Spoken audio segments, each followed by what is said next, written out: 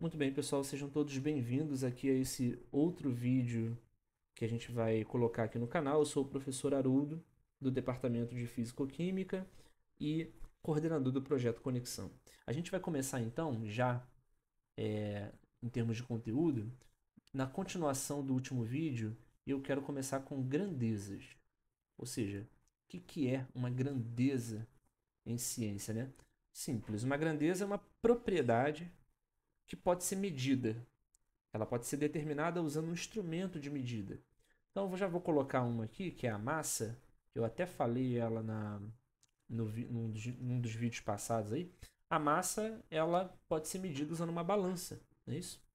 Dependendo da balança que você tiver em mãos, a resposta pode ser em quilograma, pode ser em grama, pode ser em miligrama, pode ser em tonelada. Ou seja, existem várias unidades de medida para essa mesma grandeza que eu estou chamando de massa. Dentre essas que eu citei, o quilograma é a unidade mais importante. Ele é a unidade do Sistema Internacional de Medidas. É uma unidade padrão, digamos assim, tá? As outras que eu citei, que seria o tonelada, o grama e o miligrama, são também unidades muito comuns, mas não são a unidade principal, né? Se você quiser converter de uma para outra, basta usar o fator 1000. Então, por exemplo, de tonelada para quilograma, você multiplica por 1000. De quilograma para grama, você também multiplica por 1000. De grama para miligrama, você também multiplica por 1000. Tá? Fator 1000. Se você quer no sentido contrário, ou seja, você tem um valor em miligrama e precisa expressá-lo em grama, você precisa dividir, é a operação inversa à multiplicação, né? Você precisa dividir por 1000. De grama para quilograma, você também divide por 1000. De quilograma para tonelada, você também divide por 1000. Ok? Vamos fazer alguns exercícios? Vamos supor que você tem um saco de cimento de 50 quilogramas e você quer expressar essa massa em outra unidade. Essa mesma massa em outra unidade. Por exemplo, na unidade grama. De quilograma para grama, você precisa multiplicar por 1000. Então isso aqui vai dar 50.000 gramas. Tá? Se você quisesse expressar essa mesma massa de 50 quilogramas, só que em tonelada, aí, repara, você está indo no sentido oposto, né? Então tem que dividir por 1000. Então 50 quilogramas dividido por 1000 vai te dar 0,05 toneladas. Ok? Então você pode expressar uma massa em qualquer unidade que você quiser. É claro, é mais comum trabalhar com algumas unidades dependendo do contexto. Se você estiver medindo massas de corpos muito grandes, por exemplo, o container de um navio cheio de mercadoria dentro, é natural que você use tonelada. Tá? Se você quiser colocar, por exemplo, massa de alimentos, um pacote de arroz, existem pacotes de 5 quilogramas, de 1 quilograma. Então é muito comum usar o quilograma para massas menores, né, em ordem de grandeza, do que aquelas situações que a gente usa o tonelada. Tá? O grama, para corpos de massa ainda menor, né? Você vai na padaria e pede 250 gramas de presunto. Tá? O miligrama, se espera que seja uma unidade muito usada quando a massa é muito pequena. Então, por exemplo, situações que envolvam medicamentos, comprimidos de um determinado medicamento. São comprimidos de, sei lá, 200 miligramas, 500 miligramas, 10 miligramas. Isso varia, né? Então, essas são as principais unidades de massa, tá? Não são as únicas. Existe o micrograma, existem muitas unidades de massa, mas essas são as principais e eu diria que são as que você tem que se preocupar para química de vestibular, tá? Outra grandeza importante é o volume. O volume é uma propriedade que está associada ao tamanho, ao lugar no espaço ocupado por um corpo. A unidade principal dessa grandeza é o metro cúbico. Você pode definir o metro cúbico como um cubo cujas dimensões, ou seja, comprimento, largura e altura, são 1 metro por 1 metro por 1 metro. Esse tamanho, né, o volume desse cubo, basta multiplicar essas dimensões. Comprimento vezes largura vezes altura. 1 vezes 1 vezes 1 dá 1. Metro vezes metro vezes metro dá metro cúbico. Então, metro cúbico é a unidade de volume para sistema internacional. Tá? Mas existem outras unidades cujos contextos são voltados para corpos de tamanho menor. Então, decímetro cúbico é uma unidade associada a esses contextos, né? Centímetro cúbico, ainda menor. Milímetro cúbico, menor ainda. Então, são unidades importantes, tá? O fator multiplicativo também é 1000, tá? Daqui para cá você multiplica por 1000. Ignore a moto que está passando, tá? Daqui para cá você multiplica por 1000 e daqui para cá você multiplica por 1000, tá? Se você quiser no sentido contrário, você vai precisar fazer a operação inversa da multiplicação. Então, divisão. Divide por 1000, divide por 1000 e divide por 1000, ok? Antes de fazer exercício, eu queria deixar claro uma observação aqui. Decímetro cúbico geralmente é apelidado, digamos, falando a grosso modo, né, como litro, que talvez seja uma unidade que você conheça bastante aí do dia a dia, né? Então, uma garrafa de 2 litros de refrigerante, por exemplo. Ou então uma garrafa, já vou colocar outra unidade aqui, tá? Centímetro cúbico é a mesma coisa que mililitro, certo? Então, uma garrafa de 500 mililitros de água, uma xícara de 40 mililitros de café, né? São unidades usadas em contextos diferentes, dependendo do volume que você está trabalhando, né? Então, vamos fazer algumas conversões aqui. Vamos supor que a vazão, ou seja, o volume para um segundo, para cada segundo que passa de uma determinada, sei lá, tubulação, seja de 200 litros para cada segundo. Tá? Esse é o volume que passa por segundo. E eu quero expressar isso daqui em, não sei, centímetro cúbico. Tá? Você há de convir comigo que 200 litros é a mesma coisa que 200 decímetros cúbicos. Eu não falei para você que litro e decímetro cúbico é a mesma coisa? Né? Então, 200 litros é a mesma coisa que 200 decímetros cúbicos. Se você quer obter o valor em centímetro cúbico, de decímetro cúbico para centímetro cúbico, basta você multiplicar por 1000. Então, 200 vezes 1000 vai dar 200 mil, não mais em decímetro cúbico, mas em centímetro cúbico. Tá? Se você quisesse em mililitros, a resposta seria o mesmo valor numérico, não é isso? 200 mil, só que agora não mais centímetro cúbico, eu vou colocar a representação mililitro, porque centímetro cúbico e mililitro são a mesma coisa, tá? Vamos supor que você tenha lá uma piscina de 5.000 litros de água, tá? E você quer converter isso para metro cúbico. Simples. Se a unidade que você está é o decímetro cúbico, porque litro é a mesma coisa que decímetro cúbico, né? Uma piscina de 5.000 litros de água tem 5.000 decímetros cúbicos. Se você quiser converter esses 5.000 decímetros cúbicos para metro cúbico, é só seguir essa regra aqui, ó, divide por 1000. Né? Divide por 1000. Isso vai dar 5, né? 5.000 dividido por 1000 dá 5 metros cúbicos. Uma observação, gente. Nem toda grandeza tem unidade. Existem grandezas que não têm uma unidade de medida. Para contextos específicos, a gente chama essas grandezas que não têm unidade de grandezas adimensionais. Eu não vou focar nelas por enquanto, tá? Mas isso vai aparecer na química em algum momento, e no futuro aí. A representação no papel de uma quantidade de uma certa grandeza é sempre, então, exceto para as grandezas adimensionais, mas é sempre um número e uma unidade. Se você coloca o número e não coloca a sua unidade, você pode se perder no meio do seu raciocínio. Porque depois você vai querer saber, mas 2 o quê? Grama, miligrama, decímetro cúbico, milímetro cúbico, mililitro, enfim, você pode se perder. Então sempre coloque um número e a sua unidade. Se a grandeza não tiver unidade, se ela for adimensional, você coloca só um número. Tá? Muito bem. Já que eu falei de massa e de volume, eu gostaria de falar aqui de densidade, uma propriedade muito importante. Tá? A densidade ela vai expressar, então ela expressa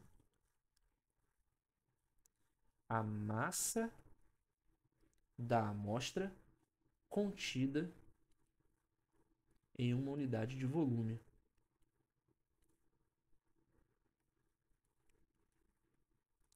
Como assim? Vamos escolher uma unidade de volume?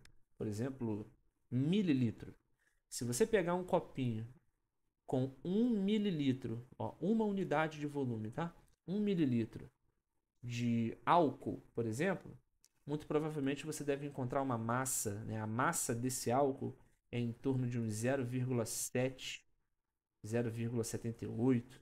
Vamos trabalhar com 0,7, 0,8, vai aproximadamente. 0,8 gramas. Então, se uma unidade de volume de álcool equivale a 0,8 gramas, é porque a densidade do álcool, olha o que significa densidade. A densidade do álcool é de 0,8 gramas por 1 mililitro, por mililitro. Então, a densidade ela tem uma unidade estranha. Ela é uma unidade composta, porque ela recebe uma unidade de massa, que neste caso é o grama que eu estou usando, e uma unidade de volume, que neste caso é o mililitro. Então, a unidade de densidade é uma unidade de massa dividido por uma unidade de volume. Então, o que significa 0,8 gramas por mililitro?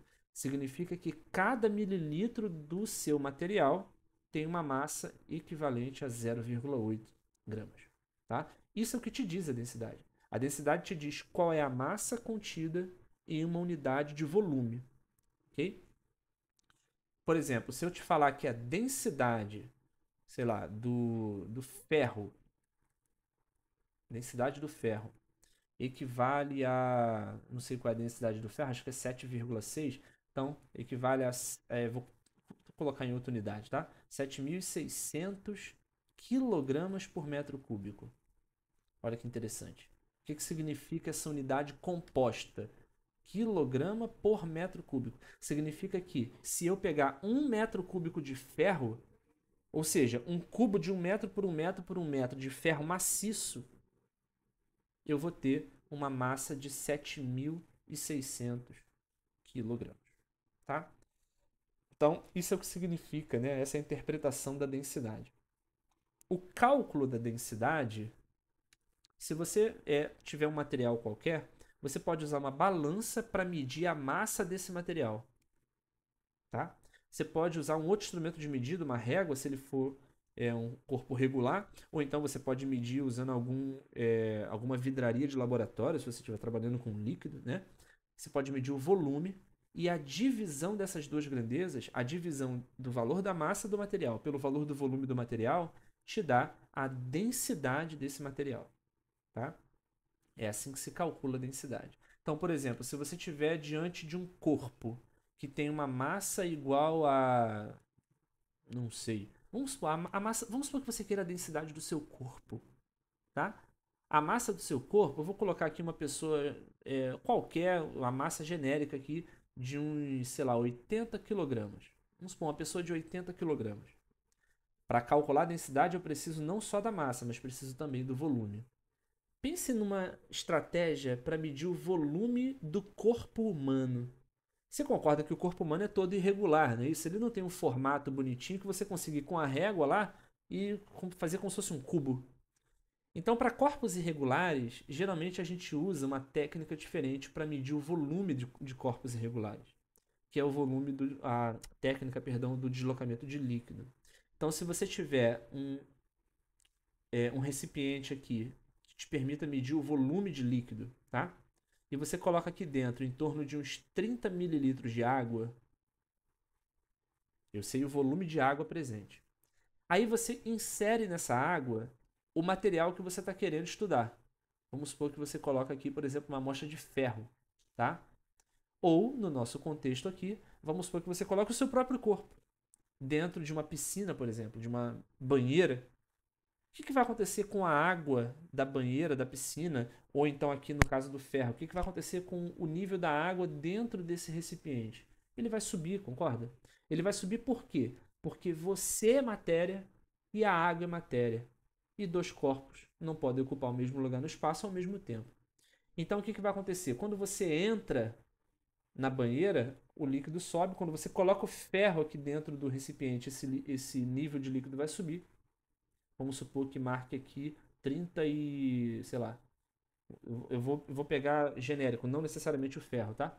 Vamos supor que o novo nível de líquido seja de 34,3. mililitros. Você concorda comigo que se tinha... Aqui está o corpo que eu coloquei ali dentro, tá? Você concorda comigo que se tinha 30 mililitros antes e agora tem 34,3, o tanto que aumentou de 30 para 34,3 é 4,3, concorda? Esse tanto que aumentou é culpa do corpo que você adicionou. Então, o volume desse corpo, nesse meu exemplo, é 4,3 mililitros. É a subtração, né? 34,3 mililitros menos o que tinha antes. 30 mililitros, isso vai te dar 4,3 mililitros, tá? E assim você faz também para o corpo humano. Se você entra numa banheira e sai 2 litros de água, é porque o volume do seu corpo são 2 litros, tá? É claro que o volume de um corpo adulto é bem maior do que 2 litros, né? Vamos supor que o volume do corpo humano seja em torno de uns 6 litros. Ou então, sei lá, 10 litros, certo?